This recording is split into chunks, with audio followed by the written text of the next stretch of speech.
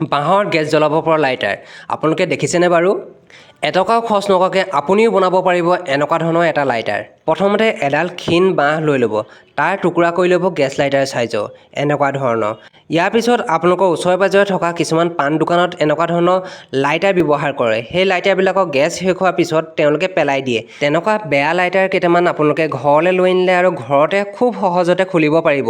এনেকৈ ধৰণে খুলি ল'লে আৰু তাৰপিছত এনেকুৱা ক'লা এটা বস্তু ওলাব তাত, যিটো মেইন বস্তু। আৰু ৱাইৰডাল দেখিছেনে ষ্টিলৰ সেইডোখৰ ওচৰত থ'ব আৰু মাৰি দিয়াৰ লগে লগে জুই অকণমান ওলাইছে। এতিয়া আপোনালোকে বাঁহৰ চুঙাটোৰ ভিতৰত এনেধৰণে দি এমচিল লগাই দিব পাৰে, নতুবা আপোনালোকৰ লাইটাৰৰ আগত লাগি থকা ষ্টিলৰ টুকুৰাডোখৰত এনেধৰণে ভৰাই ল'ব পাৰে প্ৰথমে। তাৰপিছত বাঁহৰ চুঙাটোৰ ভিতৰত এনেধৰণে ভৰাই দি লগে লগে এমচিল লগাই দিয়ক। কিছু সময়ৰ পিছত এমচিলখিনি শুকাই যাব। তাৰপিছত সৰু বাঁহৰ লাঠিৰ টুকুৰাডোখৰ লওক, নহ'লে কাঠৰ টুকুৰাডোখৰ লওক। ভিডিঅ'টোত দেখুওৱা নিচিনাকৈ এনেধৰণে লগাই দিয়ক লাঠিডাল।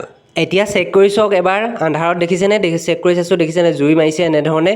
এয়া ৰেডি হৈ গ'ল আমাৰ বাঁহৰ লাইটাৰ। এতিয়া আমি গেছ ষ্ট'ভত ট্ৰাই কৰি চাওঁ নে কি কয়।